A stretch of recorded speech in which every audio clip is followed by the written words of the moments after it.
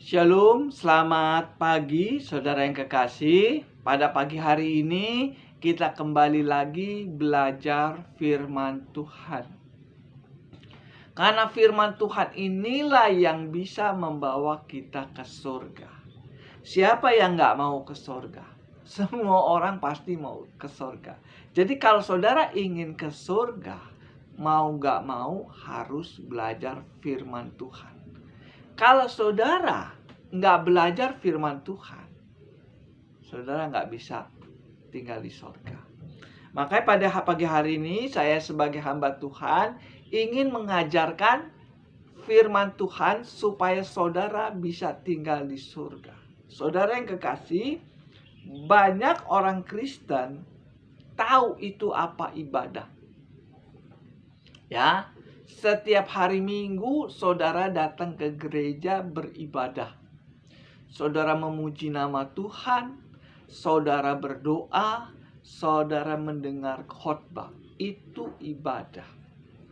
Tetapi banyak yang nggak tahu ibadah itu apa. Ya, pada pagi hari ini saya ingin mengupas tentang ibadah. Ibadah itu dibagi dua macam, yaitu ibadah secara lahiriah dan ibadah secara rohaniah, atau ibadah secara teori dan ibadah secara praktek. Ini berbeda saudara yang kekasih. Kalau saudara setiap hari Minggu datang ke gereja, mendengar khotbah, memuji nama Tuhan, berdoa, itu ibadah secara lahiriah. Nah, ibadah lahiriah itu sangat penting untuk kerohanian kita. Ya.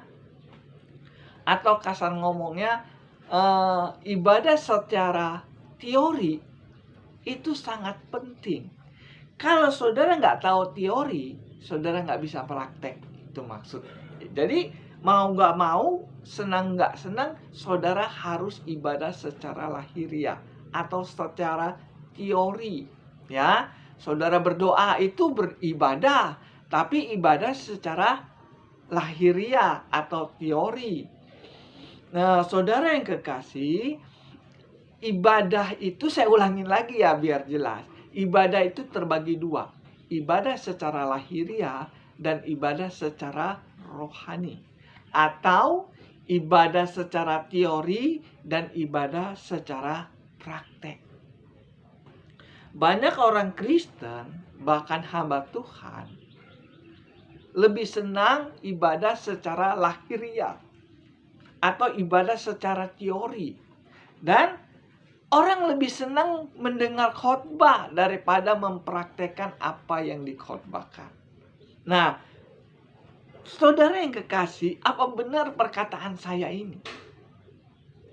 Kalau saudara baca di dalam 2 Timotius 3 ayat yang kelima, ini ibadah secara lahiriah.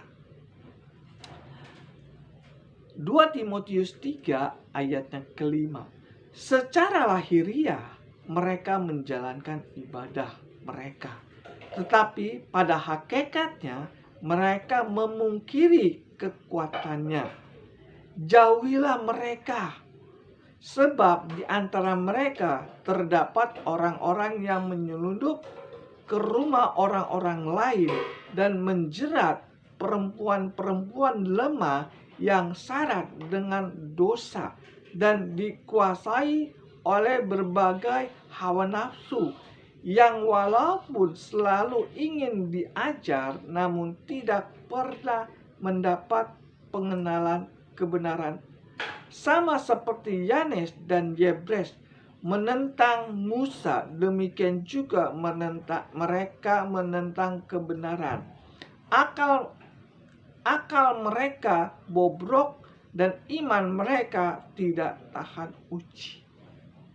Ini ada orang beribadah secara lahiriah, tetapi mereka tidak mau mempraktekannya. Itu maksudnya. Nah, banyak orang Kristen, bahkan hamba Tuhan, lebih senang beribadah secara lahiriah tetapi tidak mau beribadah secara praktek. Di sini dikatakan secara lahiriah mereka menjalankan ibadah mereka, tetapi pada hakikatnya mereka memungkiri kekuatannya. Jadi ibadah itu ada kekuatan. Ibadah lahiriah atau ibadah setiap hari Minggu saudara pergi ke gereja itu ada kekuatan.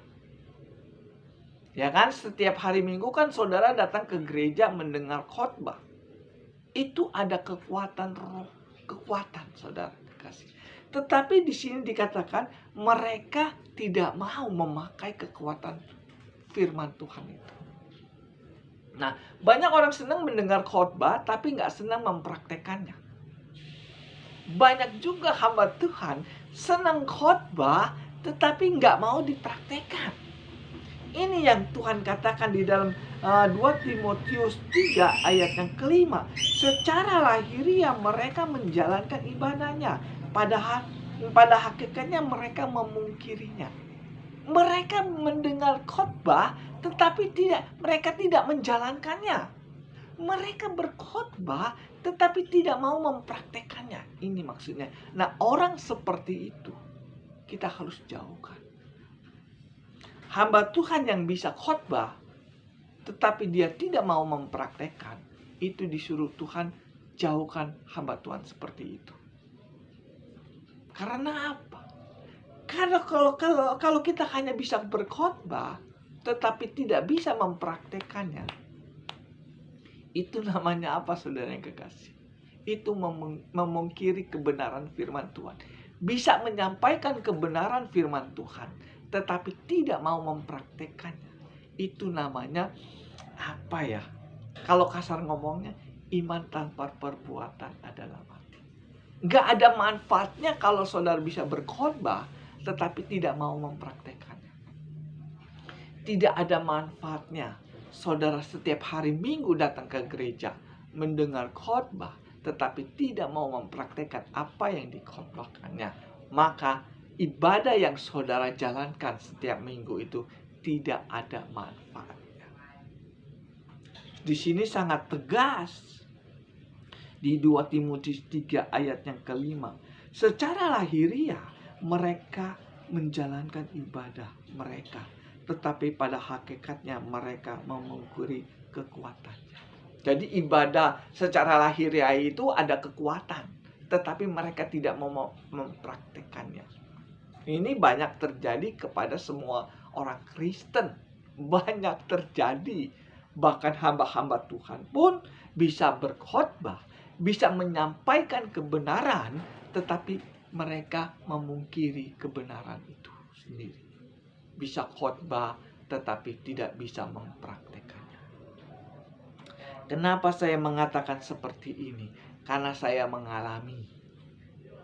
Kalau saya tidak mengalami, saya tidak mengerti ayat ini. Mereka belajar firman Tuhan, tetapi tidak mengerti firman Tuhan.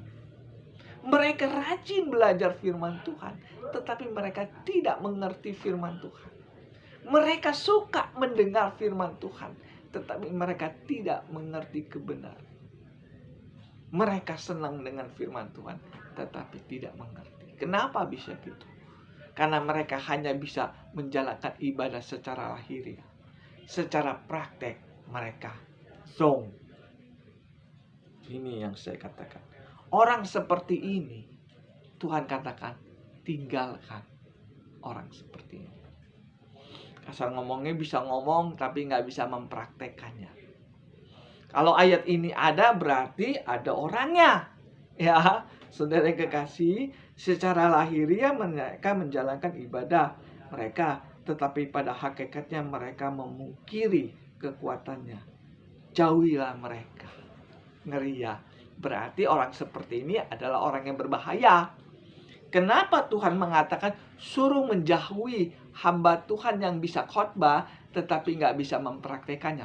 Karena hamba Tuhan ini berbahaya untuk kita. Tuh maksudnya ya, saudara yang kekasih, secara lahiriah. Jadi ada ibadah secara lahiriah. Kalau setiap hari Minggu saudara beribadah, itu ibadah secara lahiriah. Ya, itu ibadah secara lahiriah. Penting nggak? Penting. Ibadah setiap hari Minggu mendengar khotbah itu penting dan penting. Tetapi kalau tidak dipraktekkan, maka ibadah yang saudara pergi setiap hari Minggu itu sia-sia. Sudah berapa tahun saudara menjadi orang Kristen? Sudah berapa tahun saudara beribadah ke gereja setiap hari Minggu? Sudah berapa tahun saudara berdoa sama Tuhan? Itu ibadah secara lahiriah. Yang menjadi pertanyaan, apakah ibadah yang saudara lakukan, saudara praktekkan atau tidak? Kalau saudara tidak mempraktekkan apa yang saudara dengar di gereja, maka ibadah yang saudara jalankan selama ini sia-sia. Ya, ini sangat penting saudara yang kekasih, karena ini firman Tuhan. Kalau saudara baca di dalam Matius, apa sih dampaknya orang yang mendengar firman Tuhan tetapi tidak mau mempraktekkannya? Apa sih dampaknya hamba Tuhan yang menyampaikan kebenaran firman Tuhan tetapi tidak mau mempraktekkannya? Apa dampaknya? Ini ayatnya nih, di Matius 7 ayat yang ke-24. Ini firman Tuhan. Setiap hari Minggu dia datang ke gereja beribadah secara lahiriah, tetapi mereka tidak mempraktekannya, maka dia akan mendapatkan kerugian. Tetapi kalau saudara mendengar firman Tuhan, saudara mempraktekkan firman Tuhan itu, maka saudara mendapatkan keuntungan. Sama, hamba Tuhan sama jemaat itu sama di mata Tuhan. Kalau mempraktekkan firman Tuhan, mendapatkan keuntungan. Kalau tidak mempraktekkan firman Tuhan, mendapatkan kerugian. Ini ayatnya. Matius 7 ayat 24. Saya bacakan. Setiap orang yang mendengar perkataanku ini perkataan Tuhan Yesus ya. Yesus berkhotbah di bukit, ya. Ini yang katakan Yesus, ya. Setiap orang yang mendengar perkataanku ini dan melakukannya, ia sama dengan orang yang bijaksana yang mendirikan rumahnya di atas batu. Kemudian turunlah hujan dan datanglah banjir. Lalu angin melanda rumah itu, tetapi rumah itu tidak roboh sebab didirikan di atas batu. Tetapi setiap orang yang mendengar perkataanku ini dan tidak melakukannya. Nah, setiap orang yang mendengar perkataan Tuhan Yesus atau ajaran Tuhan Yesus tidak melakukannya, ia sama dengan orang yang bodoh yang mendirikan rumahnya di atas pasir. Kemudian turunlah hujan dan datanglah banjir. Lalu angin melanda rumah itu sehingga robohlah rumah itu dan hebatlah kerusakannya. Inilah perbedaan orang yang mendengar, sama-sama mendengar firman Tuhan, sama-sama khotbah tentang kebenaran firman Tuhan. Tetapi yang satu menjalankan perintah Tuhan, yang satu lagi tidak mau melakukan perintah Tuhan. Hasilnya berbeda, saudara yang kekasih. Orang yang mau melakukan firman Tuhan itu seperti membangun rumah di atas batu. Seperti orang yang bijaksana, yang pintar. Jadi kalau saudara mendengar firman Tuhan, saudara mempraktekannya, maka saudara sedang membangun rumah di atas batu. Ya, saudara bangun rumah saudara sudah jadi, maka saudara mendapatkan keuntungan.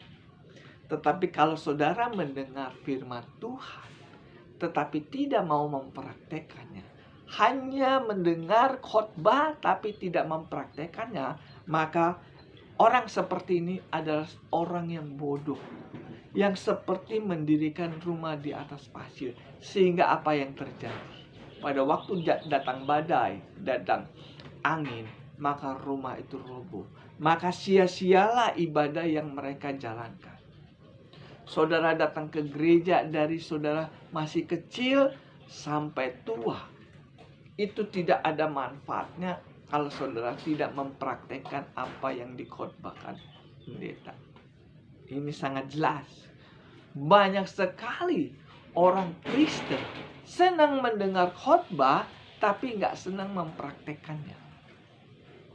Bahkan hamba Tuhan senang memberitakan kebenaran tetapi tidak suka mempraktekkan kebenaran itu. Sehingga apa yang terjadi? Maka usaha yang dia jalankan itu sia-sia. Kita baca lagi di dalam 1 Yohanes 2. Saya bacakan 1 Yohanes 2 ayat yang keempat ya. Ini hampir sama. 1 Yohanes 2 ayat yang keempat. Barang siapa berkata, aku mengenal dia, tetapi ia tidak menuruti perintahnya, ia adalah seorang pendusta, dan di dalam dia tidak ada kebenaran. Bayangin saudara kekasih. Barang siapa yang sudah mengerti kebenaran firman Tuhan, dia tidak mau menuruti firman Tuhan, tidak mau menuruti perintah firman Tuhan, maka orang itu disebut orang bodoh. Saya bacakan lagi ya. 1 Yohanes 2 ayat yang keempat. Barang siapa berkata, aku mengenal dia, berarti dia sudah mengerti firman Tuhan, tetapi ia tidak menuruti perintahnya, ia adalah seorang pendusta, dan di dalam dia tidak ada kebenaran. Bayangin saudara kekasih. Kalau memberitakan firman Tuhan atau hamba Tuhan yang memberitakan kebenaran firman Tuhan, berarti dia sudah kenal Tuhan toh. Makanya dia beritakan firman Tuhan. Tetapi kalau mereka memberitakan firman Tuhan, tetapi tidak mau mempraktekkan firman Tuhan, ia disebut pendusta. Dan di dalam dia tidak ada kebenaran. Makanya secara lahiriah mereka menjalankan ibadah, tetapi pada hakikatnya mereka menolak kebenaran itu. Secara lahiriah setiap minggu dia berkhotbah, tetapi tidak pernah dipraktekkan. Itu yang dinamakan ibadah secara lahiriah, tetapi ibadah rohania mereka tidak jalankan. Sehingga apa Tuhan katakan? Mereka adalah orang jahat. Kalau kita hanya bisa berkhotbah tetapi tidak bisa mempraktekannya, maka di mata Tuhan orang seperti ini, hamba Tuhan seperti ini, ada hamba Tuhan yang bisa ngomong tapi nggak bisa mempraktekkan. Itu disebut pembohong, pendusta, dan di dalam dia tidak ada kebenaran. Keras ini saudara yang kekasih. Firman Tuhan ini yang saya sampaikan ini keras. Karena apa? Karena banyak sekali hamba Tuhan bisa memberitakan kebenaran tetapi tidak bisa mempraktekkannya. Makanya terjadilah di dalam 2 Timotius 3 ayat kelima. Secara lahiriah mereka berkhotbah, pada hakikatnya mereka tidak mau mempraktekkan apa yang dikhotbahkan. Jauhilah hamba Tuhan seperti ini. Ini peringatan kepada semua orang Kristen. Hamba Tuhan yang bisa khotbah tetapi dia tidak bisa mempraktekannya, hamba Tuhan ini adalah hamba Tuhan yang berbahaya bagi orang Kristen. Karena apa? Karena orang seperti ini, hamba Tuhan seperti ini, di mata Tuhan itu pembohong dan jahat. Barang siapa yang sudah mengenal dia, tetapi dia tidak mau mempraktekkan apa yang maka ia disebut pendusta, dan di dalam dia tidak ada kebenaran. Keras ya firman Tuhan pada pagi hari ini. Secara lahiriah mereka menjalankan ibadahnya, pada hakikatnya mereka memungkirinya. jauhilah mereka. Jadi saudara harus tahu, nggak semua hamba Tuhan itu benar di mata Tuhan. Tidak semua hamba Tuhan itu baik. Ada hamba Tuhan yang jahat. Hamba Tuhan yang jahat adalah hamba Tuhan yang bisa memberitakan kebenaran, tetapi tidak bisa mempraktekannya. Contoh, di atas mimbar dia berkhotbah tentang kasih. Ya, saya sering tuh dengar hamba Tuhan berkhotbah tentang memberi atau mengasihi, itu di mimbar. Saya jadi hamba Tuhan udah 34 tahun. Ya. Jadi saya ikut gereja itu sudah lama.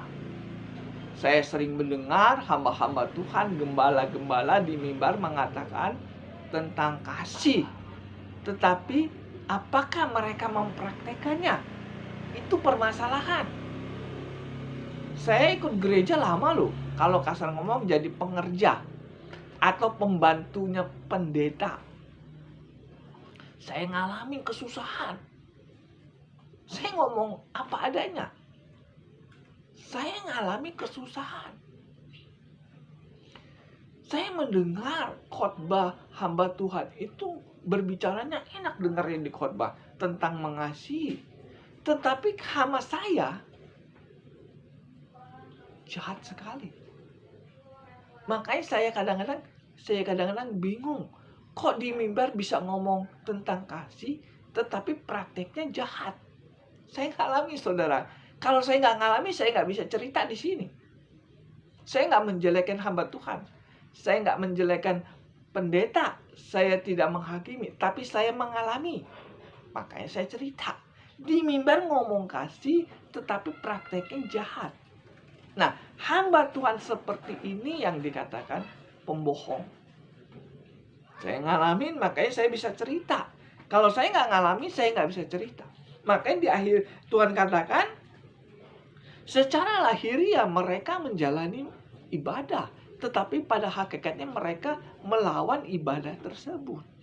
Di mimbar mengatakan mengasihi, tetapi prakteknya nggak ada kasih. Ada satu jemaat ngomong sama saya, Om David, ada apa? Saya bilang. Selama Om David bantu pekerjaan Tuhan di gereja, Om David tidak pernah menikmati hasil dari pelayanan Om di gereja ini. Tetapi gembala kita mengalami kelimpahan berkat yang berlebih-lebih. Punya rumah ratusan juta, bahkan miliaran. Uangnya miliaran. Sedangkan Om David melayani gereja kita di sini, makan aja susah. Padahal Om David sama gembala kita sama-sama pelayanan, sama-sama melayani Tuhan. Tetapi Om David kok mau makan aja susah. Sedangkan gembala kita itu uangnya bermiliar-miliar. Bahkan rumahnya miliar, mobilnya mewah. Sedangkan Om David gak punya apa-apa. Padahal sama-sama melayani Tuhan. Kenapa bisa begitu?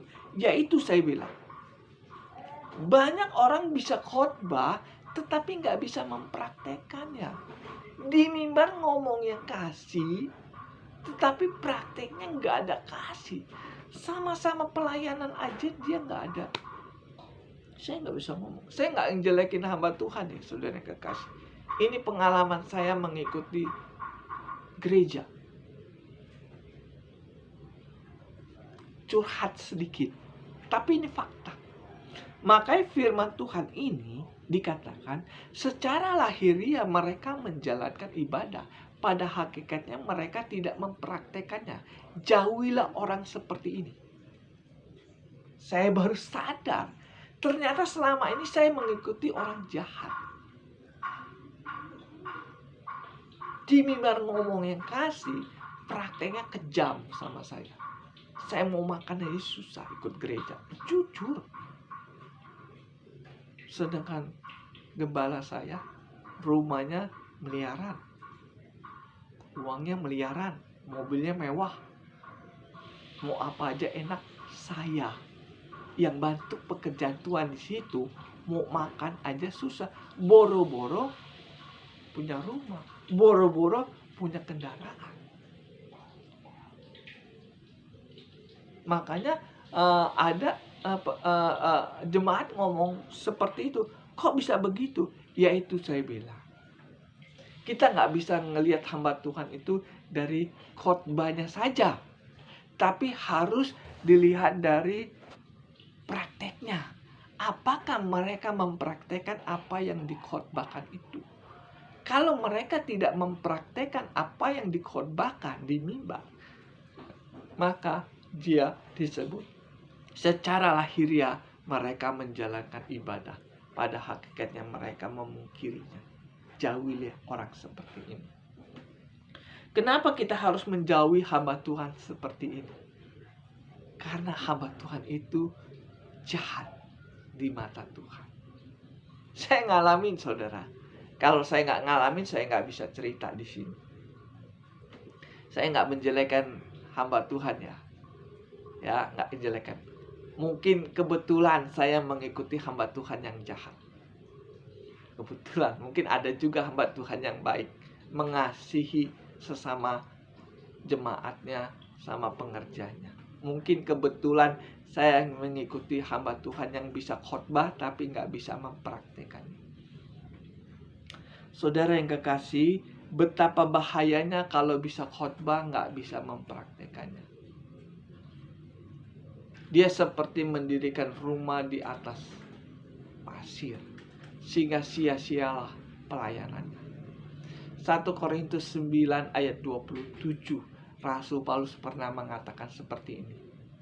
Jangan sampai setelah aku memberitakan Injil, aku sendiri ditolak. Kita baca saja. 1 Korintus 9 ayat yang ke-27. Saya bacakan ya. Bentar. Saya cari dulu. 1 Korintus 9 ayat yang ke-27.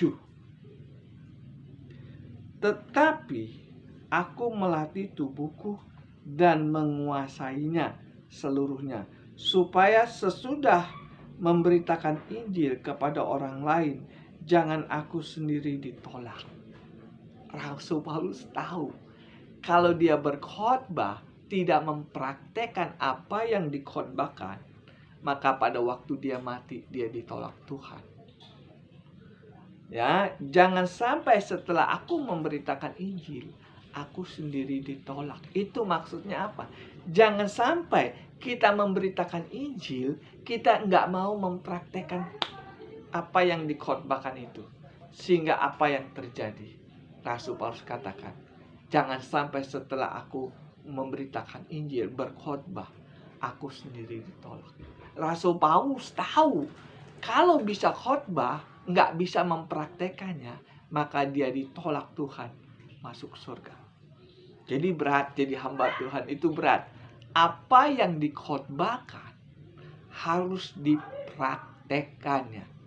Kalau bisa khotbah nggak bisa mempraktekannya, maka pada waktu dia mati, ayat ini berlaku. Jangan sampai setelah aku memberitakan sendiri Injil, aku sendiri ditolak. Tidak menjamin hamba Tuhan diterima Tuhan di sorga. Hamba Tuhan yang diterima di sorga adalah hamba Tuhan yang bisa berkhotbah, tetapi bisa mempraktekannya juga. Tetapi kalau hamba Tuhan bisa berkhotbah, nggak bisa mempraktekannya, maka Tuhan katakan, nyala engkau dari hadapanku, kalian pembuat kejahatan. Hamba Tuhan yang bisa khotbah, dia harus mempraktekkan apa yang dikhotbahkan itu. Kalau dia nggak bisa mempraktekkan apa yang dikhotbahkan, maka di mata Tuhan dia sudah berdusta. Barang siapa yang sudah mengenal kebenaran, tetapi dia tidak mempraktekkan kebenaran itu, dia seperti orang bodoh yang mendirikan rumah di atas pasir. Sehingga apa yang terjadi? Apa yang dia kerjakan selama ini sia-sia. Saudara yang kekasih, ibadah itu penting, tapi harus dipraktikkan. Setiap hari Minggu saudara datang ke gereja. Apakah saudara mempraktekkan apa yang dikhotbahkan pendeta saudara? Kalau saudara setiap hari Minggu mendengar khotbah, tetapi saudara tidak mempraktekannya, maka pada suatu saat saudara meninggal, Tuhan katakan, aku tidak kenal engkau. Tuhan, aku kan setiap hari Minggu ke gereja. Gereja minta bantuan, saya sumbang.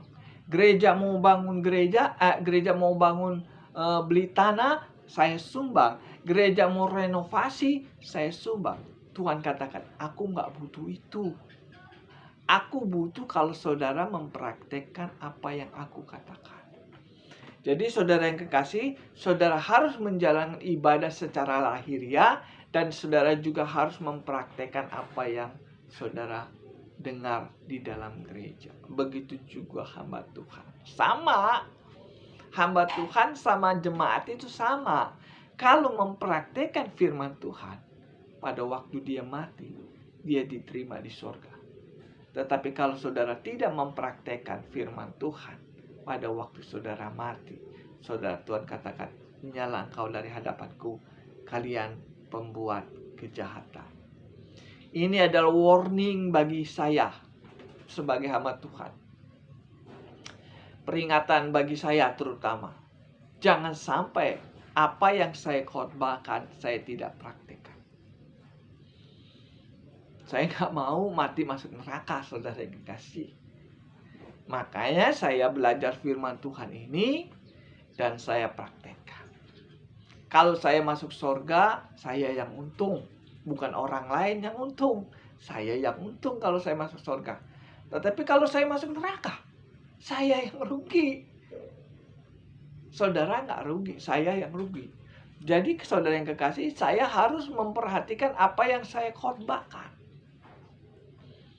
Saudara yang kekasih, saudara harus mengerti masalah ini. Karena ini soal sorga dan neraka. Ya, soal sorga dan neraka itu nggak boleh main-main. Harus ngerti.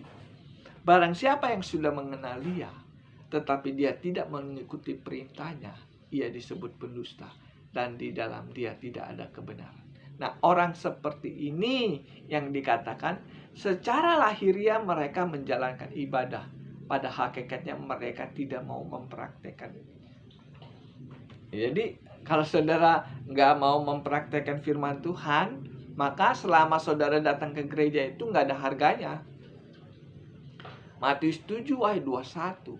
Bukan orang yang berseru Tuhan, Tuhan yang masuk dalam kerajaan surga, tetapi yang melakukan kehendak Bapa yang di surga. Jadi ada dua nih. Ada orang yang berseru dengan nama Tuhan. Itu ibadah juga, saudara yang kekasih. Kalau saudara berdoa sama Tuhan, itu ibadah juga. Tapi itu tidak menyelamatkan saudara.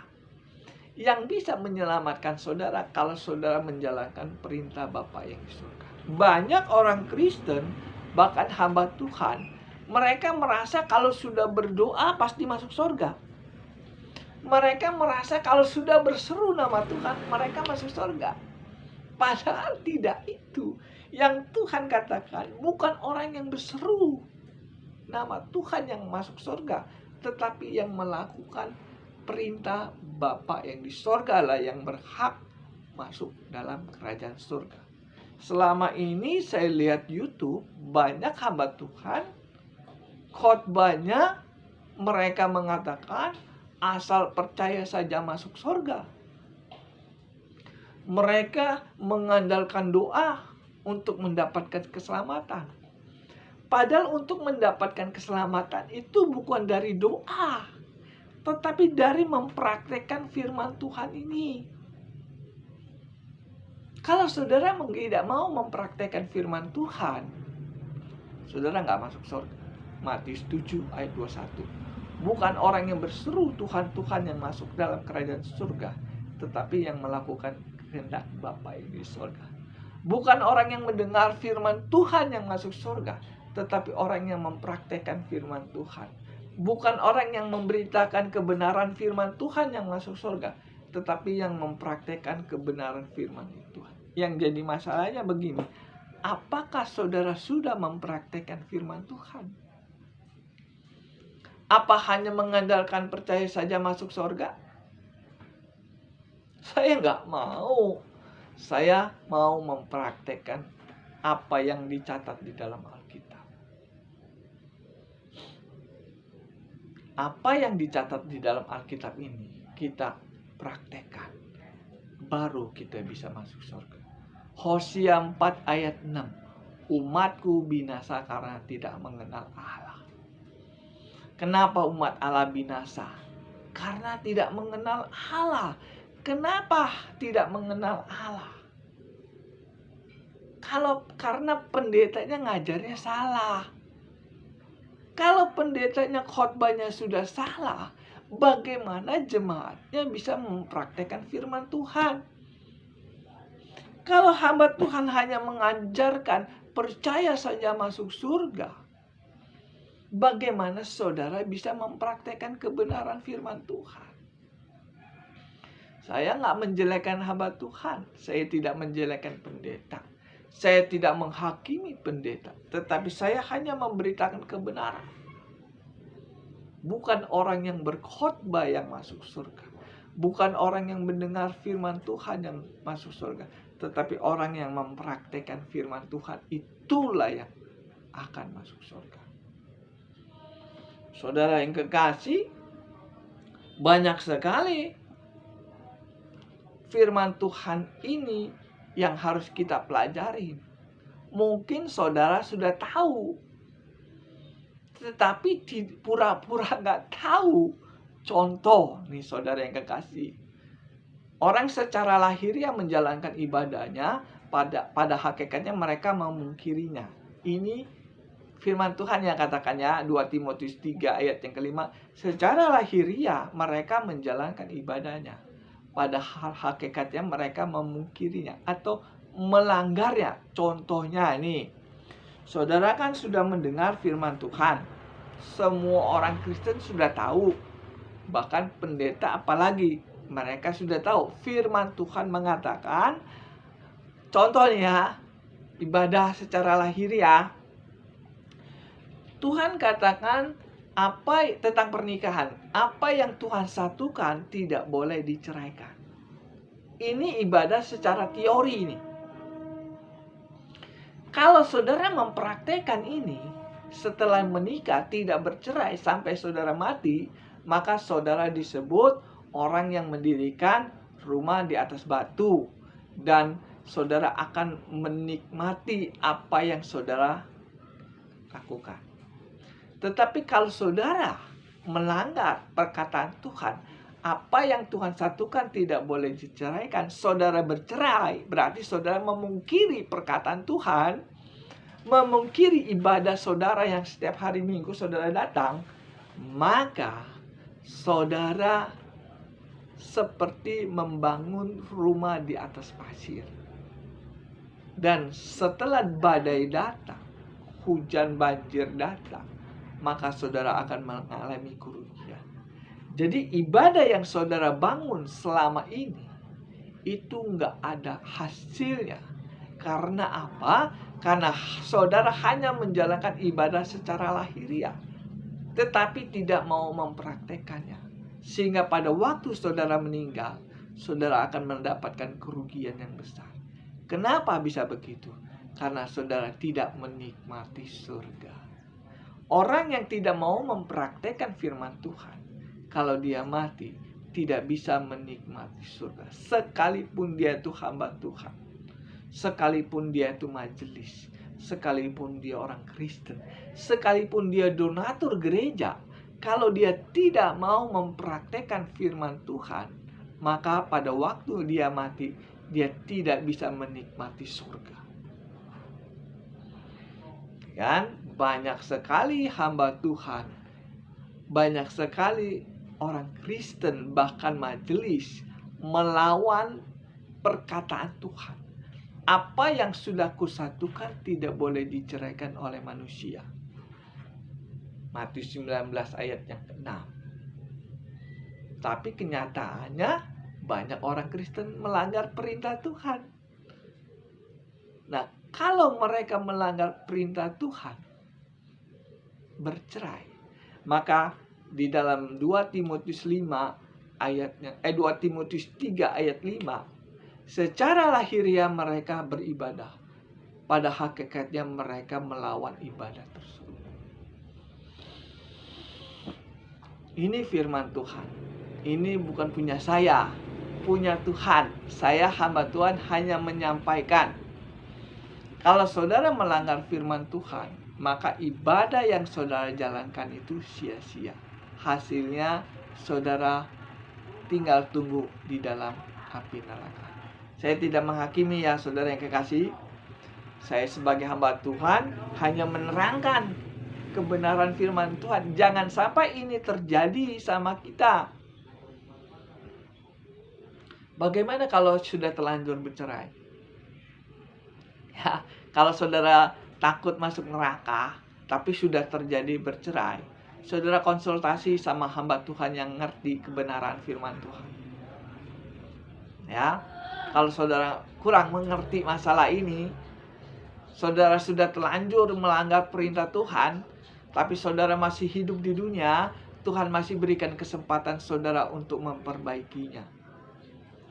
Saudara kalau belum mengerti masalah ini, nggak ngerti masalah ini, saudara hubungi saya. Saya sebagai hamba Tuhan, ditugaskan Tuhan untuk memperbaiki hubungan saudara dengan Tuhan. Itu tugas saya. Kenapa saya beritakan firman Tuhan ini di YouTube? Karena gereja jarang sekali mau khotbah seperti ini. Saya ngomong apa adanya. Gereja susah sekali berkhotbah tentang apa yang saya khotbahkan ini. Karena khotbah yang saya khotbahkan ini nggak enak didengar. Tapi ini firman Tuhan yang murni. Ini firman Tuhan yang menyelamatkan kita. Ya, saya ingin katakan sekali lagi. Barang siapa yang sudah mengerti kebenaran firman Tuhan tetapi tidak mau mempraktekannya, ia seperti orang membangun rumah di atas pasir. Datanglah hujan, datanglah angin, datanglah banjir, sehingga mengalami kerugian. Saudara datang ke gereja udah berapa tahun? Saudara jadi orang Kristen udah berapa tahun?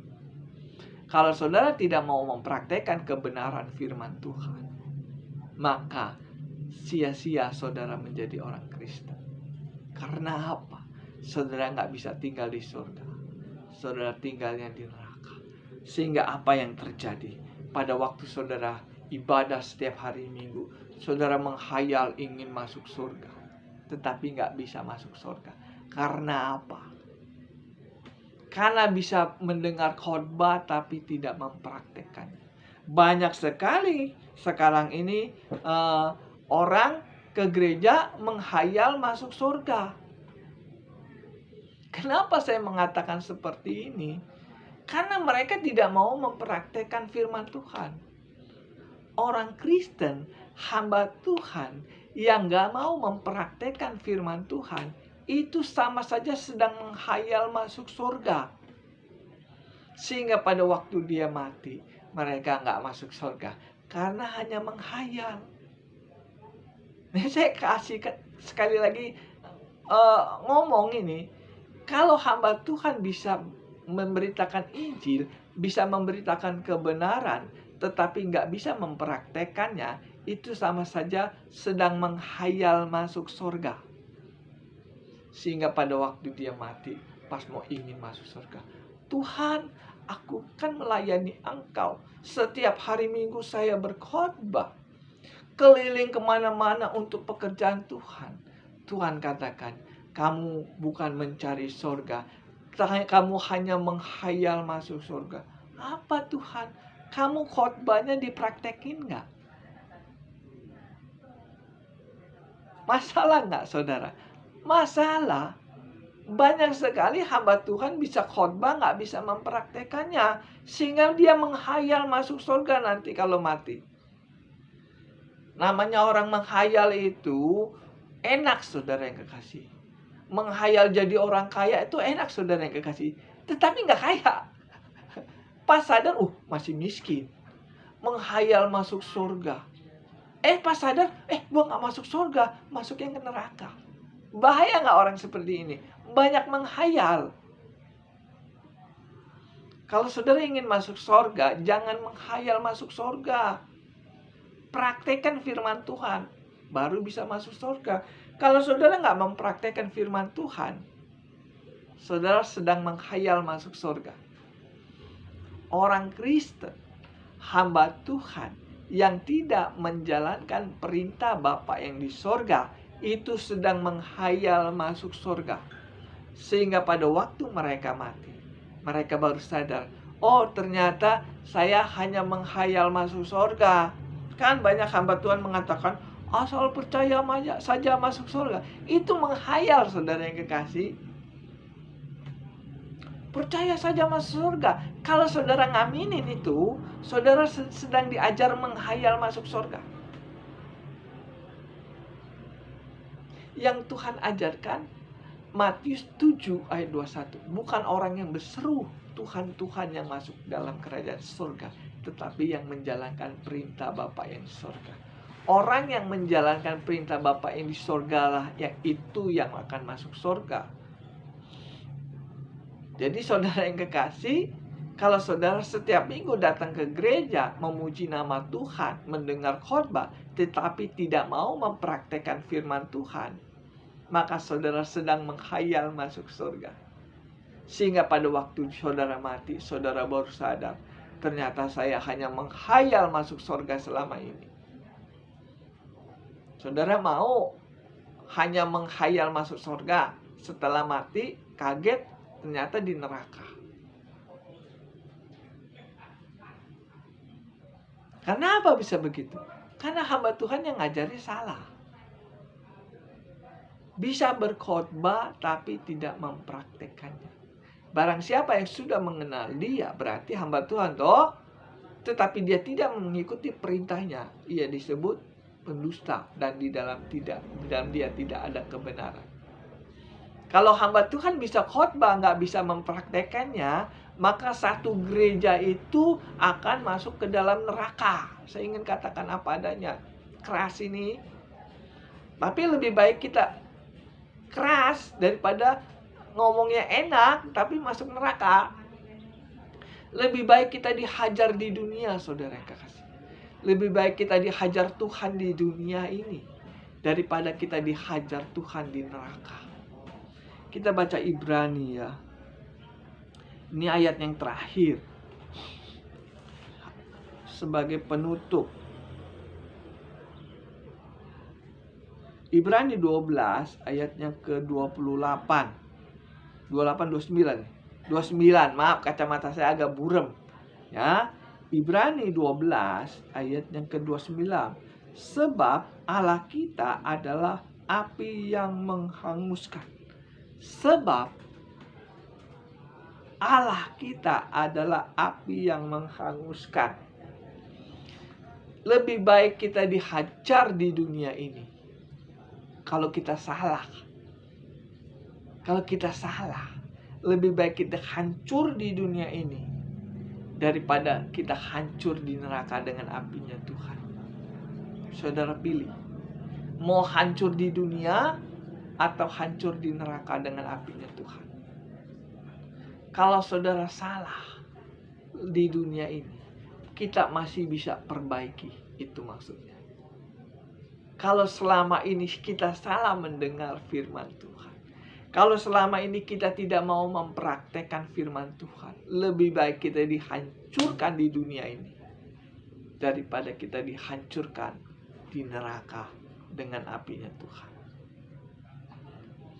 Saya hamba Tuhan, tugasnya hanya memperingatkan saudara, supaya saudara kalau salah sadar. Jangan sampai sudah salah, nggak sadar, mati, dihajar Tuhan di neraka. Lebih baik kita hancur di dunia daripada kita hancur di neraka. Kenapa kita bisa hancur di neraka? Karena kita tidak mau menjalankan firman Tuhan. Kalau saudara nggak mau menjalankan firman Tuhan, maka saudara akan dihancurkan Tuhan dengan api Tuhan di neraka. Tetapi kalau saudara menjalankan firman Tuhan, saudara selamat dari api neraka. Saudara yang kekasih, mumpung saya masih hidup, mumpung saya bisa ngomong, saya ngomonglah di YouTube ini. Kalau saya nggak bisa berbicara, nggak bisa berkhotbah di gereja, saya khotbah di YouTube ini. Ilmu yang saya dapat dari Tuhan, saya taruh di YouTube ini. Seandainya saya sudah nggak ada lagi, sudah mati, maka firman Tuhan yang saya dapat masih bisa saudara dengar. Suatu saat saya akan meninggal, tapi YouTube saya ini tidak bisa meninggal. Karena ini adalah firman Tuhan. Firman Tuhan yang saya sampaikan di YouTube ini adalah firman Tuhan yang murni. Kalau saya meninggal, maka apa yang saya khotbahkan di YouTube ini masih bisa saudara dengar. Makanya saya khotbahlah di YouTube ini. Kalau saya nggak bisa khotbah di gereja, saya khotbah di YouTube ini. Karena gereja susah sekali menerima khotbah apa yang saya khotbahkan ini. Nggak masalah. Kalau gereja nggak menerima saya, nggak masalah. Tapi jangan sampai Tuhan yang menolak saya. Kalau gereja menolak saya, nggak ada masalah sama saya. Tapi jangan sampai Tuhan menolak saya. Jangan sampai setelah memberitakan Injil, aku sendiri ditolak. Makanya Tuhan katakan, Fit, kalau kamu nggak bisa khotbah di gereja, khotbah saja di YouTube. Nggak apa-apa. Namanya kebenaran harus diberitakan di mana-mana. Ya. 2 Timotius 3 ayat yang ke-15. Secara lahiriah mereka menjalankan ibadah mereka pada hakikat yang mereka meninggalkan. Memungkiri. Jadi ini adalah peringatan bagi saya. Jangan sampai setelah saya memberitakan Injil, saya sendiri ditolak. Kenapa saya bisa ditolak? Tuhan masuk surga karena saya tidak mempraktekkan apa yang saya khotbahkan. Saya khotbahkan ini saya praktekkan. Saudara lihat YouTube saya. Saudara lihat aja YouTube saya. Firman Tuhannya nggak ada yang lemah, nggak ada yang lembek, keras semua. Lebih baik saya dihajar di dunia daripada kita dihajar di neraka. Itu aja firman Tuhan pada pagi hari ini. Kiranya firman Tuhan ini menjadi berkat bagi saudara dan berkat juga pada saya. Kita berdoa.